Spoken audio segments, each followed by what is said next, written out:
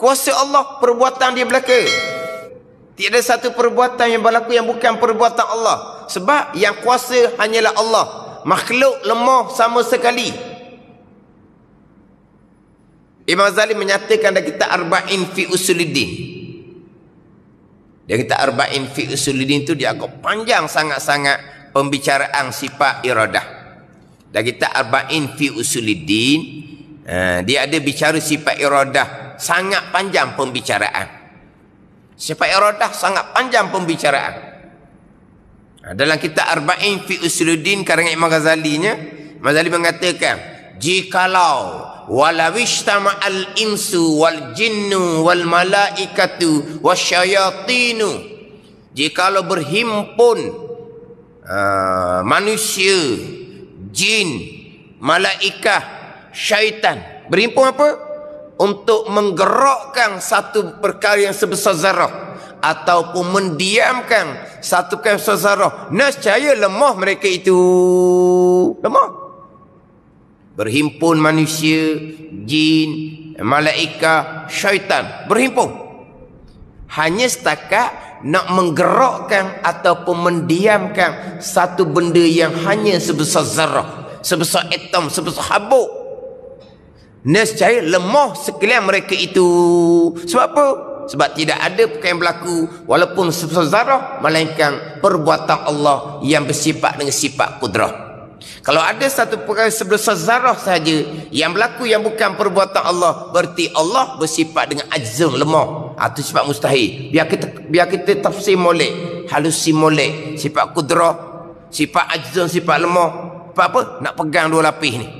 Ini permulaan agama mengenal Allah Subhanahu wa taala. Lepas tu kita berhimpun manusia, jin, malaikat, syaitan, berhimpun sekalipun, makhluk Allah lemah.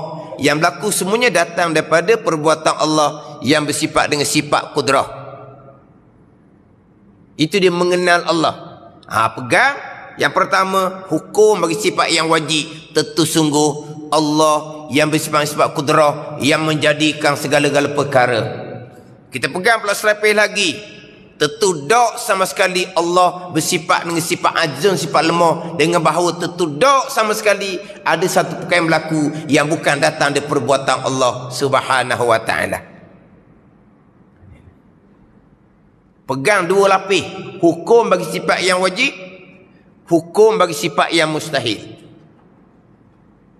Mana bukan sifat wajib saja diperincikan, sifat mustahil pun diperincikan juga. Nak pegang hukum bagi sifat yang wajib, nak pegang hukum bagi sifat yang mustahil. Untuk mengetahui akan hukum sifat Allah dan segala hukum ketuhanan, istighna dan iftikar. Nanti dalam kitab Fatih Paris dia akan cerita berkaitan istighna dan iftikar. Maksud bahawa iftikar umum ke semua yang berlaku duduk di bawah ta'alluq, qudrah, iradah, ilmu. Wahdaniyah itu maksud dia iftikar. Segala-gala berkehendak kepada Allah. Sebab apa? Yang berlaku kesemuanya datang daripada kudrah, iradah, ilmu dan keesaan Allah pada perbuatan. Itu sifat ketuhanan. Ilah. La ilaha illallah. Ilah, Tuhan. Ilah kita ni, terjemahan Melayu ni jadi serupa. Ilah dengan Rabb. Ilah satu, Rabb satu. Terjemahan kita ni kadang-kadang serupa. Ilah, Tuhan. Rabb, Tuhan. Gitu biasa kita terjemahan. Dia ilah ni al-ma'budu bihaqqin, yang disembah dengan sebenar, yang bersifat dengan istighna dan iftikar. Itu ilah. Al-ma'budu bihaqqin, yang disembah dengan sebenar, yang bersifat dengan sifat istighna dan iftikar.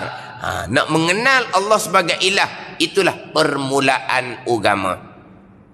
Allah yang bersifat dengan istighna, Allah yang bersifat dengan iftikar.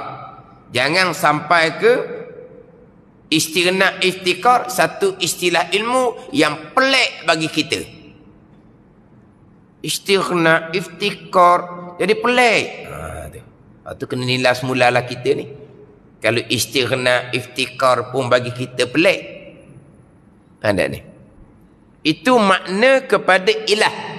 Al-ma'budu bihaqqin, yang disembah dengan sebenar. Rabb tu Tuan yang hakiki.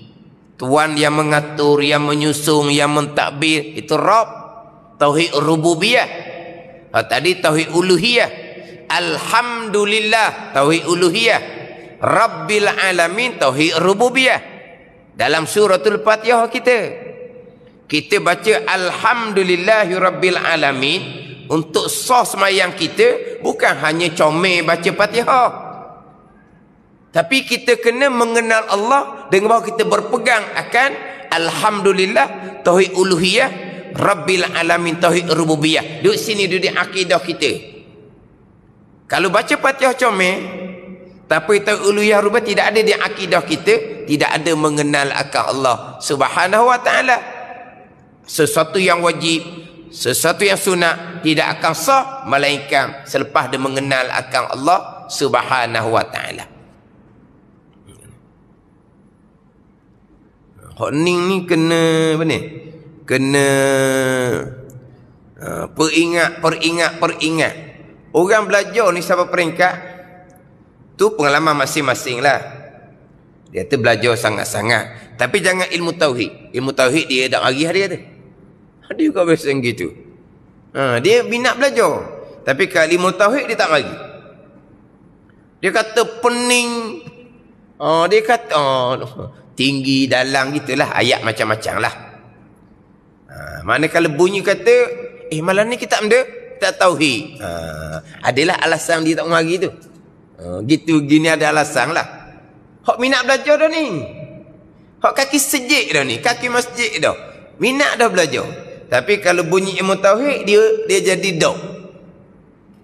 Apa ada ni? Tapi lama-lama duduk dia kata mudah je. Cuma tak sabar je.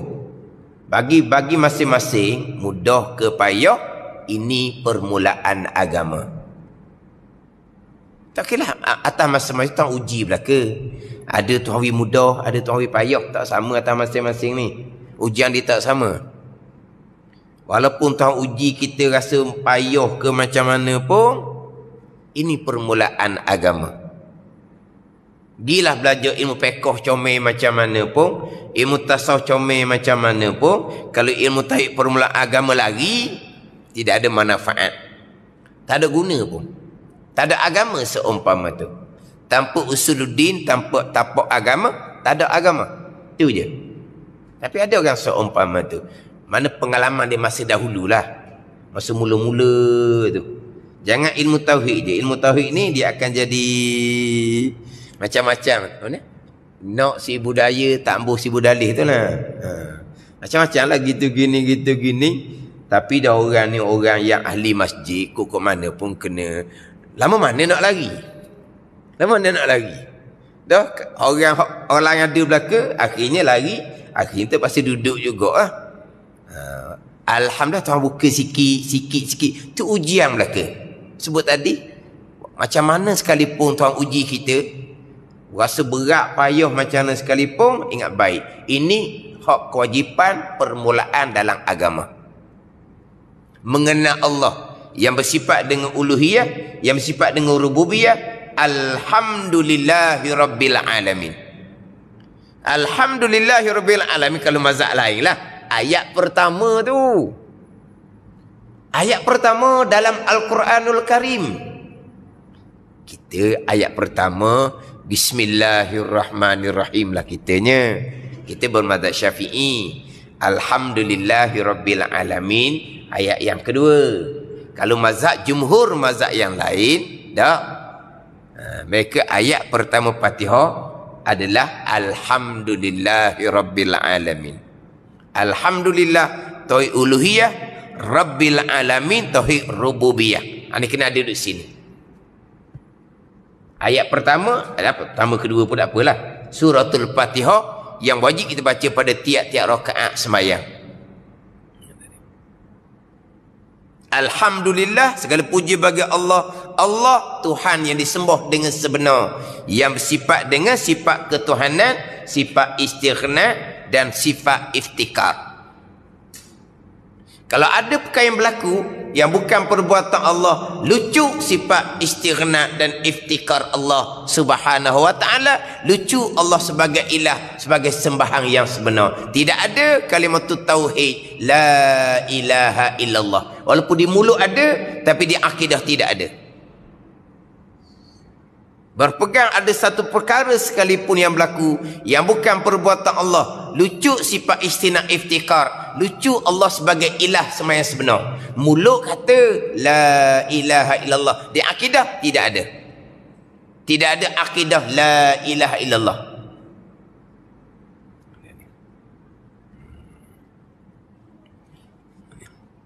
Itu bicara bab mengenal akan sifat ketuhanan, sifat istighna dan sifat iftikar. Kita boleh ambil pengajaran orang-orang yang lain.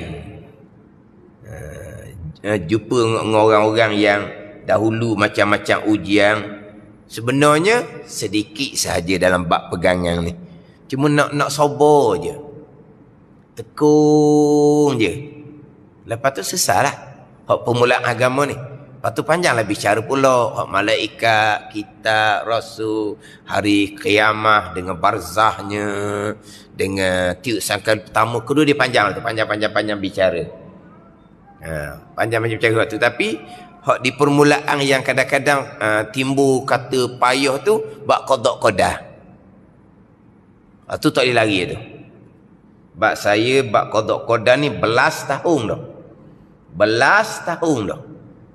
Kalau kita kata jumpa bagai-bagai, umpama tadilah, umpama payah, pening, lari, lepas tu mari semula, ramai sangat seumpama tu. Tapi ada orang bicara qada qadah senyum mewek je, senyum je, tak ada apa-apa, tenang je. Apa-apa? Duduk sini dah dia. Cuma tak pandai lah nak cerita, dia kata. Tapi ustaz duk cerita tu, duduk sini dah. Dia anak makmum biasa, bukan duduk depan pun. Mana bukan kata dia orang hok yang kata-kata orang alim dah. Tapi ni duduk sini dah. Cerita macam mana pun di sini akidah dia. Cuma dia tak pandai nak cerita, tak pandai nak sebut nama. Ni Mu'tazilah ni nama dia begini, dia tak pandai. Tapi tahu tu tak betul kita, tu bukan ahli sunnah. Dia tahulah. Ada hak seumpama tu. Sebahagian juga jadi macam-macam lah. Ada macam-macam. Itu semua ujian daripada Allah, bahagian masing-masing. Tapi bab qada qadah lah. Bab qada qadah tu termasuk di bawah permulaan agama mengenal akan Allah Subhanahu wa taala. Itu rukun iman ke-6, masuk dalam rukun iman pertama, mengenal akan Allah Subhanahu wa taala. Kemudian mengenal akan Rasul yang bawa kepada mengenal akan Allah Subhanahu wa taala dengan bahawa mengetahui dan berpegang akan hukum bagi sifat yang wajib bagi Rasul, hukum bagi sifat mustahil bagi Rasul, hukum bagi sifat yang harus bagi Rasul. Melengkapkan aqaidul iman yang 50. Bicara sifat sidik kena perhalusi. Mustahil kazib, mustahil dusta. Bicara sifat dusta pun kena perhalusi. Mustahil dusta. Mustahil dusta. Yang Nabi Ibrahim AS tu, kaum dia tanya, siapa yang melakukan pada berhala ni lah? Nabi Ibrahim jawab kan ni? Bal fa'alahu kabiruhum fas'aluh. Hak besar kan? Kapak duduk tangan hak berhala besar kan? Bal fa'alahu kabiruhum fas'aluh. Hak besar buat, tanya hak besar lah. Nak sidik ke kazib gitu? Ada orang macam mana pula? Mula-mula kaum dia buat pesta di luar tempat duduk lah. Buat pesta. Kaum dia ajak Nabi Ibrahim AS. Nabi jawab, inni sakim. Dia kata, aku sakit. Tak ada nak pergi sebab aku sakit. Sakit apa? Boleh pecahkan berhala. Sakit. Mula-mula jawab, ini sakim. Bila kaum dia balik, tengok berhala pecah. Tak ada orang lain dah. Sebab seorang je nak keluar. Dan hak Nabi Ibrahim AS pula duk dakwah ni supaya tinggal berhala. Tak ada orang lain dah. Nabi Ibrahim lah. Dia lagi. Dia tanya Nabi Ibrahim. Ibrahim kata pula, yang hak buatnya hak besar. Fas'alu. Tanya besar tu lah apa nak tanya dia nya. Sidik ke kazib gitu. Nak hurang macam mana tu? Tu kena perici lah. Sebab apa? Sebab wajib pada akal rasul benar, mustahil pada akal rasul dusta. Ni nak pergi kok mana ni? Macam juga wajib pada akal rasul amanah, mustahil pada akal rasul khianah, mustahil pada akal rasul melakukan perkara yang dilarang. Macam mana Nabi Adam AS, Rasulullah makan buah khuldi yang dilarang jelas-jelas oleh Allah Subhanahu wa ta'ala. Nak bicara macam mana tu? Wala taqraba hazihi syajarah. Jangan ambil ini pokok. Tapi Nabi Ibrahim ambil pokok tu makan. Amanah ke khianah seumpama tu? Nak bicara macam mana? Ni kena perici lah. Kena perici. Hak aqaidul iman yang 50. Bukan ngapa gitu je dak. Tapi waktu perincian tu dak rumit manalah. Hak rumitnya qada dan qadar. Hak tu hak rumit. Hak tu hak rumit. Permulaan lah, permulaan. InsyaAllah. Kita sabar, kita tekun molek sedikit saja. Yang rumit kerana bercanggah dengan akal kita yang terpesong dan pegangan kita yang salah, yang tidak mengenal Allah Subhanahu wa ta'ala. Ni. Ayo mari sini. Mari daripada ni. Permulaan agama tidak ada. Tidak ada permulaan agama. Semayang, puasa, zakat, haji, wajib sunat, wajib sunat, wajib sunat. Tempat hantarannya mengenal Allah. Tak ada tempat hantaran, tidak akan diterima oleh Allah Subhanahu wa ta'ala. Jadi payah kenapa? Kerana balik dengan akidah tanpa mengenal akan Allah Subhanahu wa ta'ala. Kalau kita ibu bapa, anak kita balik seumpama tu, beratlah kita di padang mahsyar, melainkan kita bertaubah dengan Allah Subhanahu wa ta'ala. Anak-anak kita semuanya semayang belaka, puasa belaka. Tapi macam mana dengan mengenal Allah Subhanahu wa ta'ala? Kita ajar molek tak kepada anak kita ilmu mengenal Allah Subhanahu wa ta'ala, mengenal akan Rasul, mengetahui dan berpegang akan aqaidul iman yang 50. Ini. Hak kita dengan anak-anak kita pula.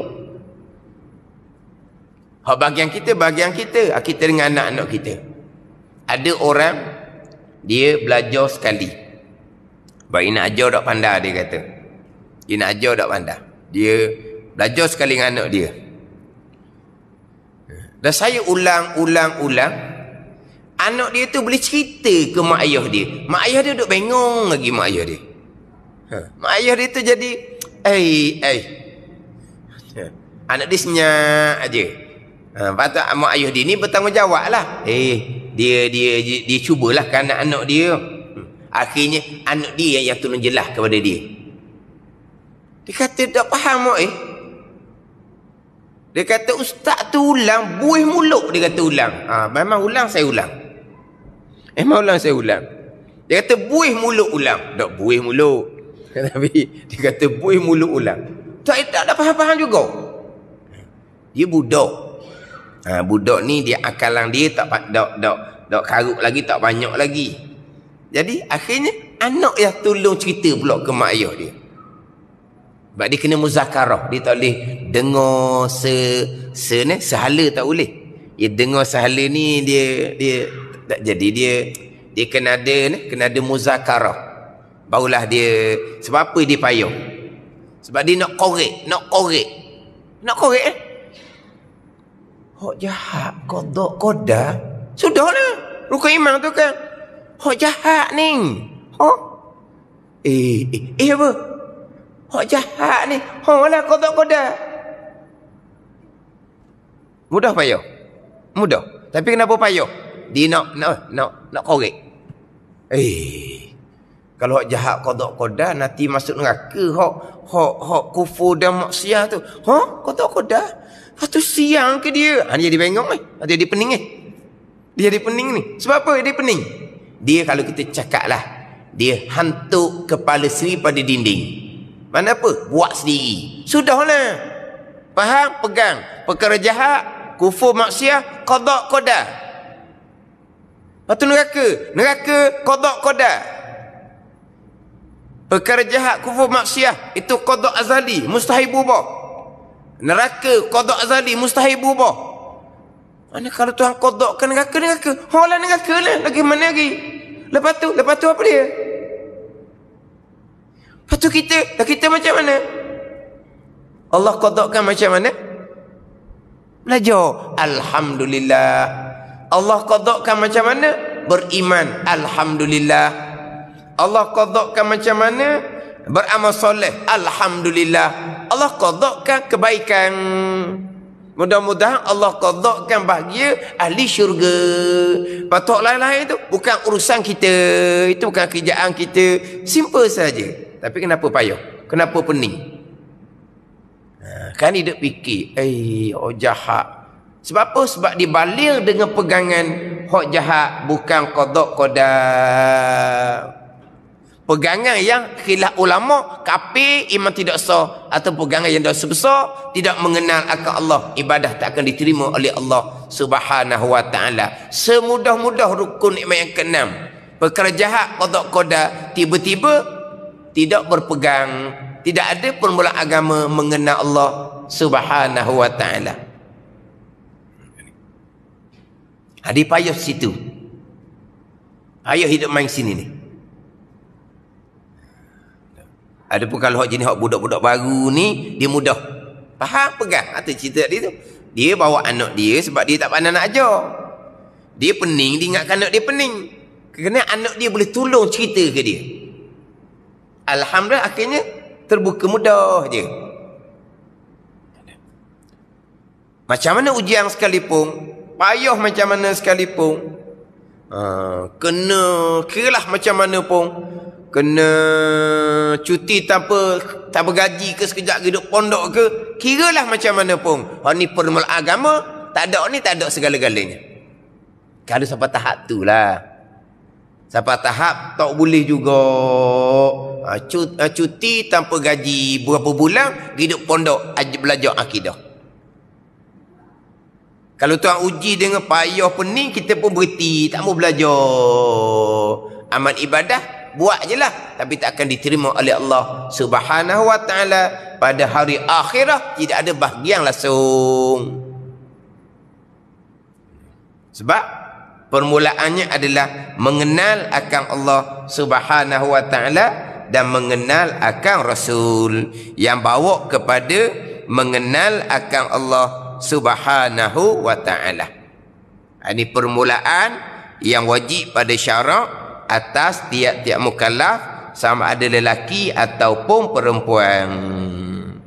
Dan tidak wajib mengetahui hakikat zatnya zat Allah. Mengenal akan Allah ni, mengetahui dan berpegang akan hukum bagi sifat yang ada di zat Allah.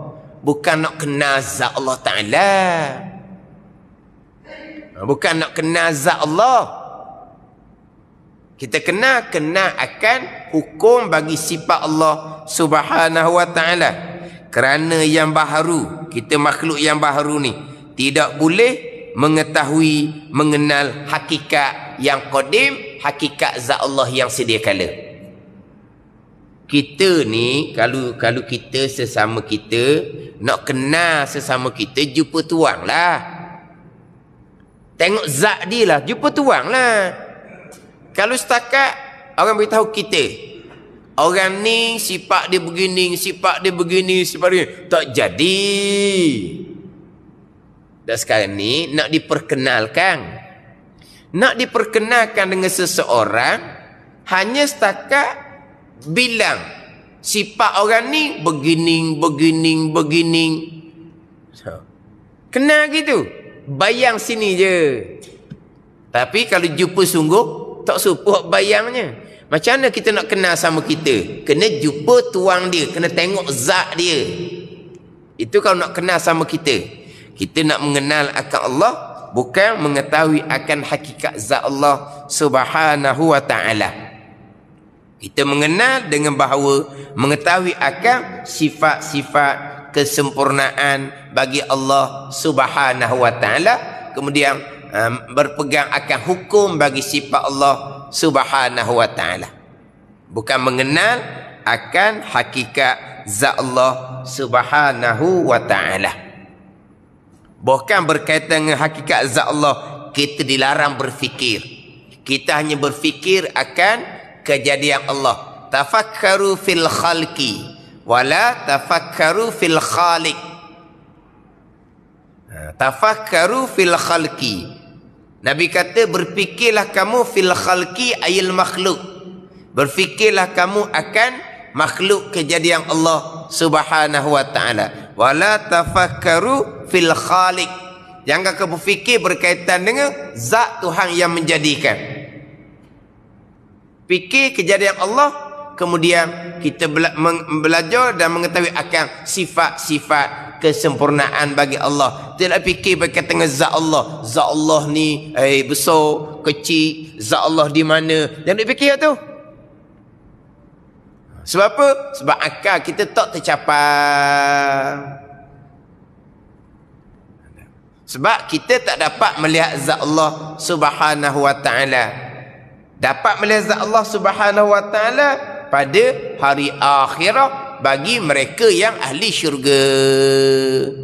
Atas dunia yang dapat melihat zat Allah subhanahu wa ta'ala hanya Nabi sallallahu alaihi wasallam pada malam Mi'raj.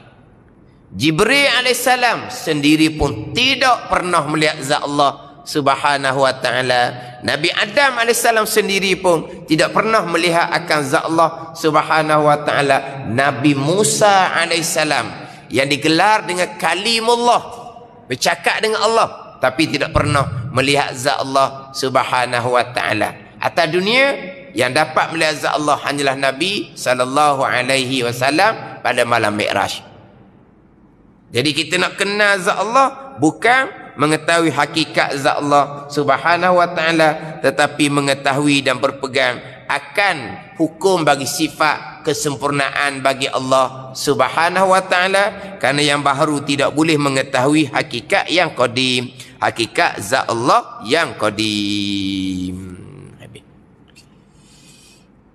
Dan maksud dengan mengenal dan mengetahui itu ialah i'tiqad yang kukuh, i'tiqad yang kejam, i'tiqad yang jazam, yang mengenai akan yang sebenar, yang mengenai, bukan mengenai mana, mengenai ni kena betul-betul. Tu mengenai, kena tepat. Kan kita mengenai ni kan lain makna kita ni. Dah kita nak bincang mengenai apa, tu maksud lain. Dah kita mesyuarat mengenai apa, tu lain makna. Ni yang mengenai apa? Yang kena, yang tepat akan yang sebenar, tu mengenai. Kena tu lah. Ada kena? Kena pada ni. Tepat.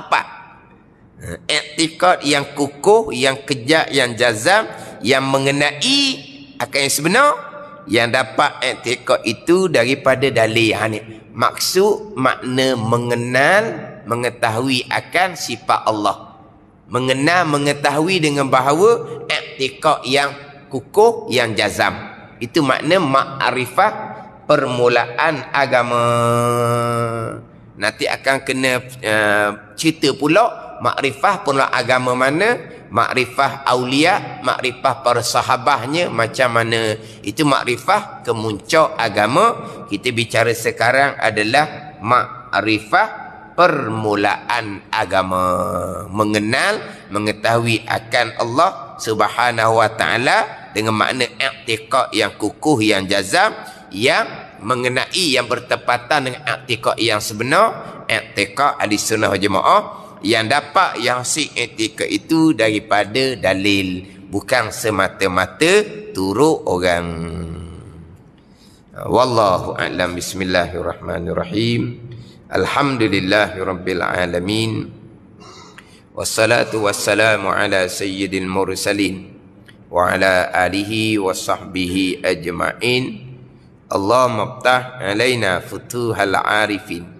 Allahumma allimna ilma akdamin wa fahimna famas sabiqin warzuqna ruqat talibin.